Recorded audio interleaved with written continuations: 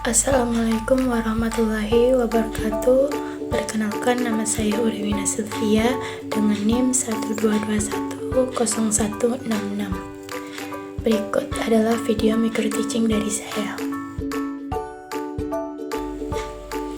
Assalamualaikum warahmatullahi wabarakatuh.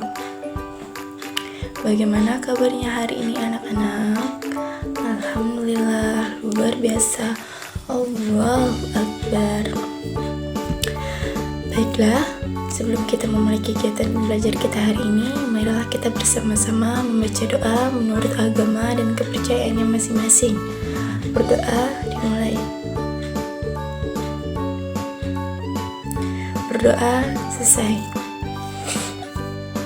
Baiklah, sebelum memulai kegiatan belajar kita hari ini, Ibu akan melakukan absensi terlebih dahulu. Coba dilihat kanan kirinya, siapa yang tidak hadir hari ini?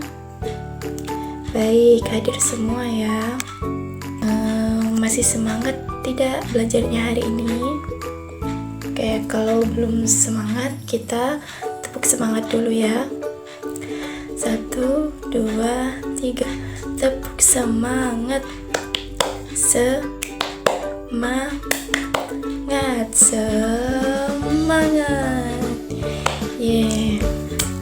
Jadi, ada yang sudah tahu pembelajaran kita hari ini?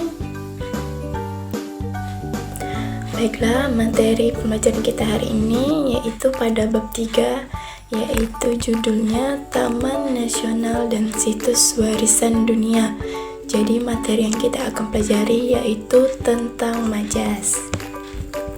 Jadi tujuan pembelajaran kita yaitu untuk dapat menganalisis penggunaan gaya bahasa majas dalam legenda dan membedakan makna sebenarnya dengan makna kiasannya. Sebelum kita masuk ke materinya, Ibu mau bertanya, siapa di sini yang mengetahui apa itu arti majas? Baiklah, tidak ada yang tahu ya. Baik, akan Ibu jelaskan terlebih dahulu apa itu majas dan apa itu jenis-jenis dari majas. Baiklah, Ibu akan menampilkan sebuah video pembelajaran yang mengenai tentang majas. Jadi anak-anak silakan dilihat dan disimak baik-baik ya videonya.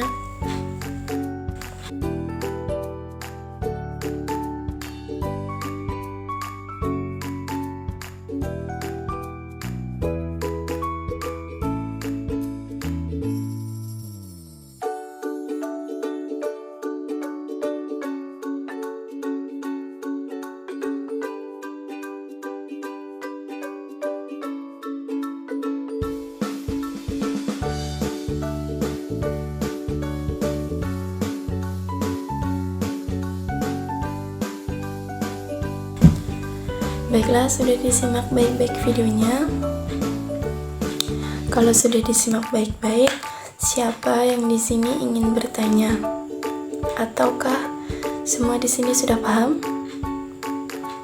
Nah, kalau sudah paham, Ibu akan tanya, apa itu arti majas? Siapa yang bisa? Nah, betul.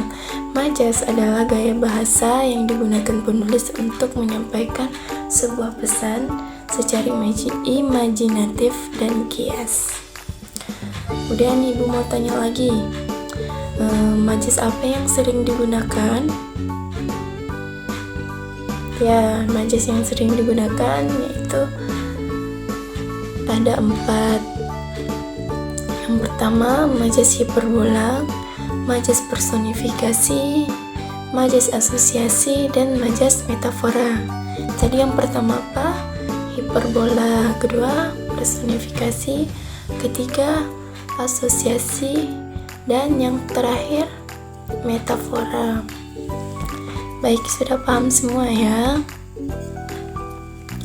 Kalau sudah paham, Ibu mau membagi kalian menjadi beberapa kelompok. 3 saja ya, 3 kelompok saja ya. Baik, sudah dibagi semua kelompoknya. Nah, kalau sudah, ibu akan memberikan kalian lembar kerja peserta didik atau LKPD. Baiklah, sekarang ibu sudah memegang lembar kerja peserta didiknya. Sekarang ibu bagikan dulu ya. Sudah dapat semua? Baik, kalau sudah dapat, ibu akan menjelaskan LKPD atau tugas kalian. Yang pertama yaitu kalian isi dulu nama kelas dan nama kelompoknya. Kemudian dalam LKPD ini yaitu ada cerita legenda, yaitu tentang legenda Putri Komodo. Nah, kisah ini itu merupakan cerita fiksi, jadi tidak benar-benar terjadi pada masa lalu. Jadi ibu mau kalian baca cerita ini, kemudian kalian tentukan jenis-jenis majas yang ada dalam cerita ini.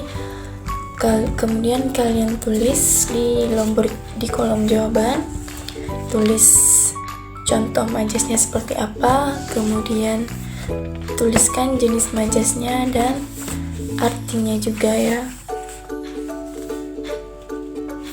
Silahkan dikerjakan. Bagaimana untuk kelompok pertama tugasnya? Apakah ada kesulitan? Tidak. Kelompok lain, kalau mau ada yang ditanyakan, silahkan ditanyakan.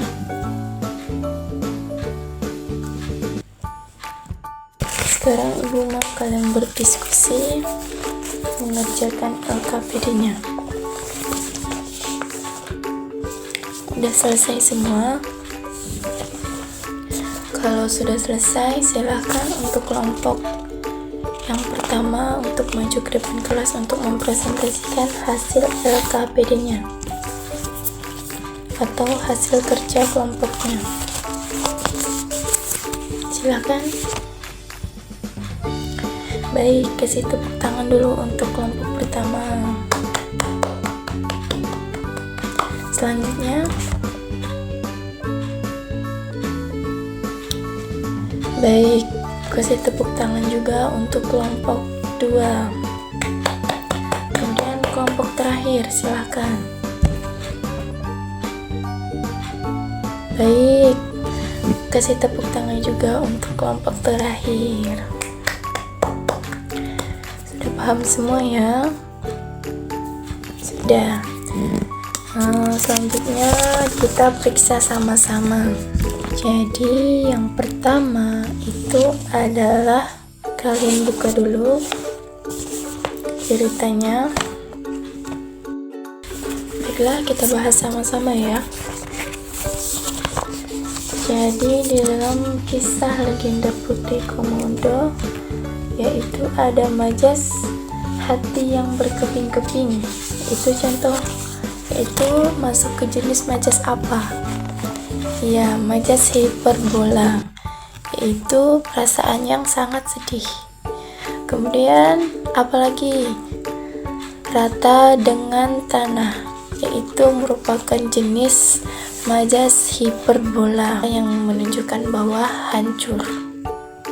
Kemudian itu ada setegar karang, itu termasuk ke jenis majas asosiasi, yang dimana majas asosiasi ialah majas perbandingan dua hal yang pada hakikatnya berbeda tetapi sengaja dianggap sama. Biasanya majas ini ditandai oleh penggunaan kata bagai, bagaikan, seumpama, seperti, dan laksana. Kemudian di cerita Putri Komodo yaitu setegar karang, yang dimana termasuk majas asosiasi yang artinya sangat tabah. Kemudian ada hutan bisa memberi kita makan, yaitu merupakan majas personifikasi yang artinya hutan tempat kehidupan. Kemudian buah hati Buah hati yaitu merupakan termasuk jenis majas metafora yang artinya anak. Kemudian ada berat hati. Berat hati ini merupakan majas metafora yang artinya tidak tega. Kemudian ada angin menari-nari. Nah, angin menari-nari ini termasuk ke majas personifikasi yang artinya angin berhembus. Kemudian ada wajah bersinar seperti bulan, yaitu majas asosiasi yang artinya wajah cantik. Kemudian yaitu ruah-suah sudah meninggalkan jasad, itu termasuk ke majas personifikasi yang artinya meninggal. Kemudian berlapang dada. Nah, berlapang dada ini termasuk majas metafora yang dimana artinya yaitu ikhlas. Kemudian belahan hati. Nah, belahan hati ini termasuk ke majas metafora yang artinya pasangan atau istri atau suami. Kemudian ada buah bibir. Nah, buah bibir ini termasuk majas metafora yang artinya menjadi pembicaraan. Kemudian matahari baru bangun, yaitu majas personifikasi yang artinya matahari terbit. Kemudian ada air mata yang membanjir, yaitu termasuk majas hiperbola yang artinya menangis hebat. Kemudian ada secepat kilat. Nah, secepat kilat ini termasuk majas hiperbola yang artinya sangat cepat.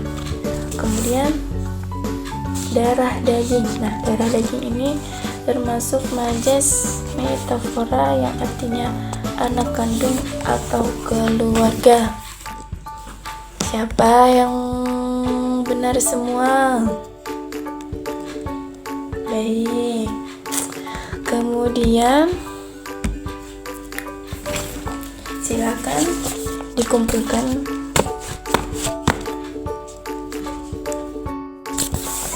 Baiklah, untuk sejauh ini apakah ada yang ingin ditanyakan? Kalau tidak ada, mungkin untuk kegiatan pembelajaran kita mungkin kami tutup. Sebelumnya Ibu mau bertanya, siapa yang bisa menyimpulkan materi pembelajaran kita hari ini? Baik, siapa? Tunjuk tangannya. Iya, coba Cici. Iya, baik. Kasih tepuk tangan untuk Cici. Jadi, kesimpulan pembelajaran kita hari ini yaitu tentang majas. Nah, majas ini adalah gaya bahasa yang digunakan penulis untuk menyampaikan sebuah pesan secara imajinatif dan kias. Nah, kemudian majas itu yang sering digunakan yang pertama yaitu majas hiperbola. Yang kedua, majas personifikasi. Kemudian yang ketiga yaitu majas asosiasi, dan yang keempat yaitu majas metafora. Ya, baik. Nah, jadi majas hiperbola itu adalah majas yang mengungkapkan sesuatu dengan kesan yang berlebihan, bahkan hampir tidak masuk akal.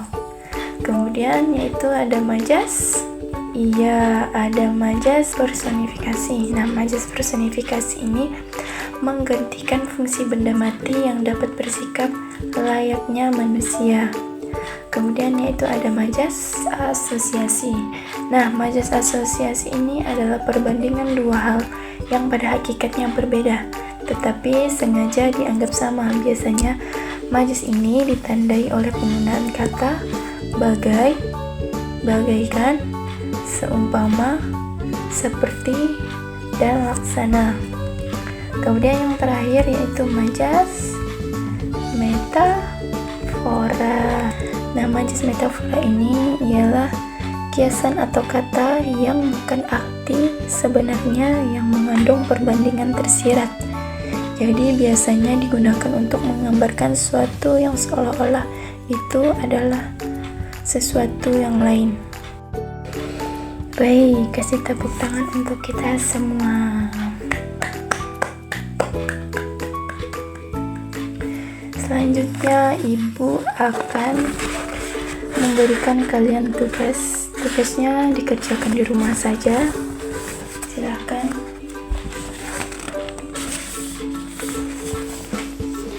Sudah? Sebelum mengakhiri kegiatan belajar kita hari ini, marilah kita melakukan tepuk semangat dulu. Nampaknya anak murid-murid ibu ini sudah tidak lagi bersemangat. Yuk kita mulai. 1, 2, 3. Tepuk semangat. Semangat.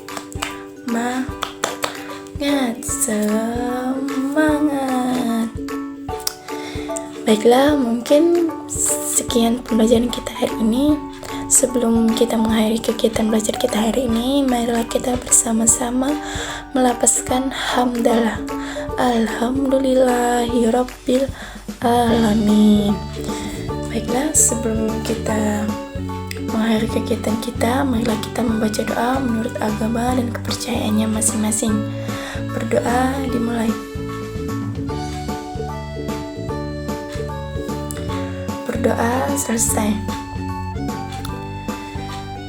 Baiklah, atas perhatiannya ibu mohon maaf, mungkin ada kesalahan kata atau pembicaraan yang tidak mengenakan kalian, mohon dimaafkan. Mungkin sekian dari saya. Assalamualaikum warahmatullahi wabarakatuh.